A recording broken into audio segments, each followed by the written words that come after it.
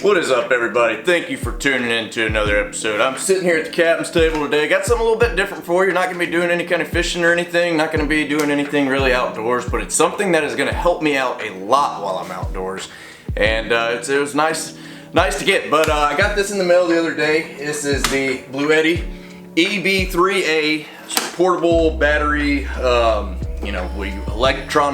electric generator, whatever you want to call it. It's just a big old battery pack, and it's gonna be perfect for me for when I'm going on my camping, fishing trips overnight, in the truck and everything. But what this is gonna allow me to do is just, have a lot of extra power when I do go out into the wild, and I don't have anywhere to plug into. If I'm, like I said, if I'm just doing kind of a primitive camp, don't have any outlets or anything, this guy's gonna come in handy. But kind of just want to go over some specs of it, give you, show you what it's capable of, what it does, kind of my thoughts on it, how my likes, dislikes, everything like that, and we'll just kind of go from there, but y'all stick with it.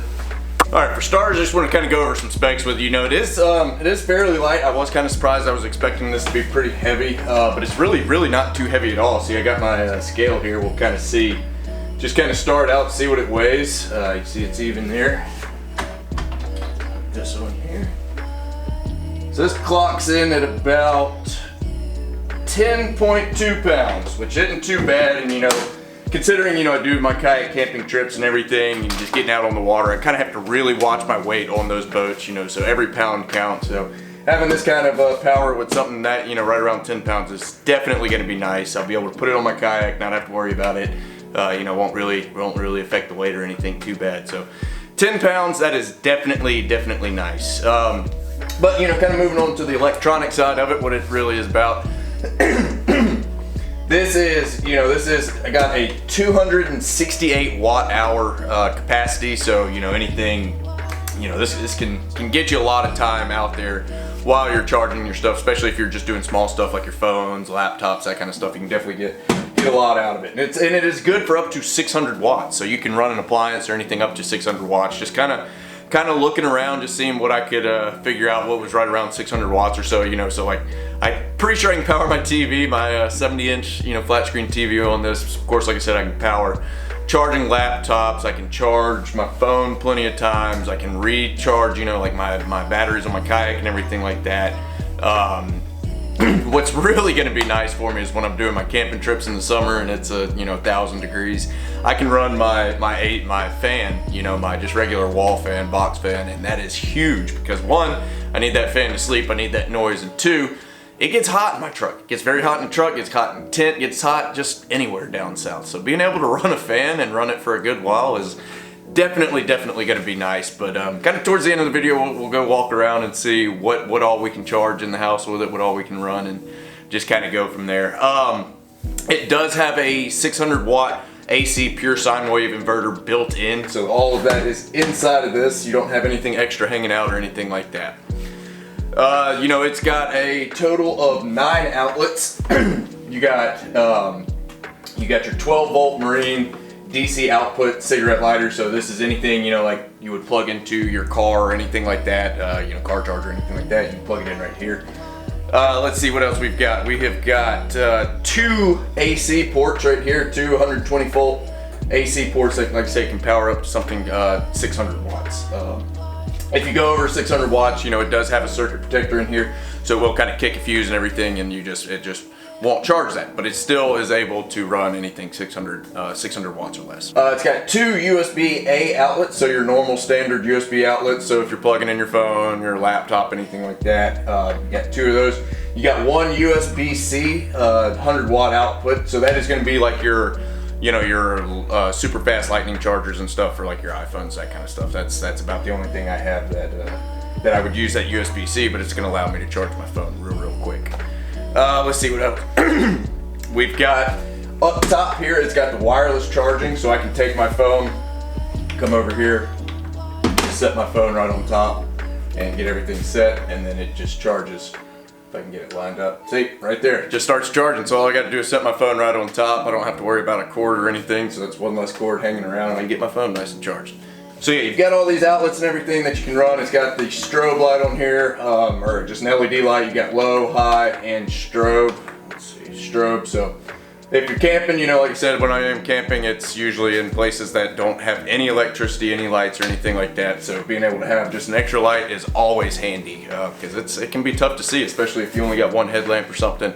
Having something that can spread some light out and really light the area up helps a lot. You know, when I'm cleaning fish, cleaning animals, anything like that, every bit of light helps. And you know, this got that light on there, and I've got plenty of charging, so I can keep all my, you know, all my headlamps and everything charged, all my flashlights charged real well. I can plug in, I can even plug in, you know, like a just like a lamp to it, you know, some kind of just small lamp or something. Just have plenty of light. So that's always big when it's nighttime out in the wilderness and you cannot see anything. But moving on from that, you know, we'll talk about the charging. It does have a lot of different options to charge from. So you've got your does have a lot of different options to charge from. So you got your standard, you know, just wall outlet, you know, 120 volt, just plug it into the wall. One thing that is pretty cool about that, so the charging inverter, like I said earlier, is built into the unit itself. So I've seen some of these other big battery packs like this and stuff. Your cord, you know, you'll have a big brick or something on there that's your inverter that can heat up and everything, and every little bit of heat in the summer you feel. So not having that inverter on there, just having a straight cord that I can plug it into the wall is definitely nice. You've also got the solar charger you can plug in. I do need to get the solar panels for this, but that'll be nice, you know, when I am out. I can, you know, while I'm out in the day fishing, hunting, doing whatever, just walking around, I can be charging this battery while I'm gone, not using it. So when I return, you know, I've got plenty of batteries, so that's always nice too.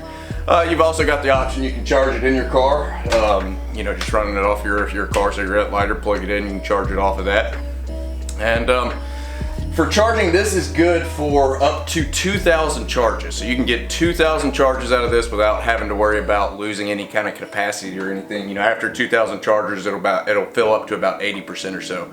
But in, you know, 2,000 charges, that is a lot of use. So I don't see myself getting that much use out of it for quite a few years. So that's plenty good. You know, you just got a nice lifespan to it. You'll get plenty of what you need out of it and everything like that. So that is always good to have a nice lifespan on it. One thing that was pretty crazy to me about this whole charger, it charges extremely quick. So you know, it'll go from, if you're plugging it into the wall or anything, it'll go from 0% to 80% in 30 minutes. That is huge. So if you're on the road or something and you need to charge it, you don't necessarily have anywhere you can pit stop. You know, if you just stop and grab a burger or something from somewhere, sneak it into the charger, all you gotta do is wait 30 minutes and you're up to 80%. To get a total full charge, it takes right around 3 hours plus or minus. So even that's not bad at all. So definitely is easy to charge, quick to charge, which is nice. You know, like I said, if you're on the road or something and you need to charge it up pretty quick, it is always good to be able to charge that real fast like that. So there's some uses I plan on getting out of it. Like I said, you know, camping is going to definitely be the biggest thing I plan on using it for. I've got my truck set up and I plan on trying to do some things this year, trying to do some more truck camping, just kind of traveling around the Gulf Coast. Maybe you'll see something from me and old Heath Pinganaban Yak Tribe man, and doing a little truck camping.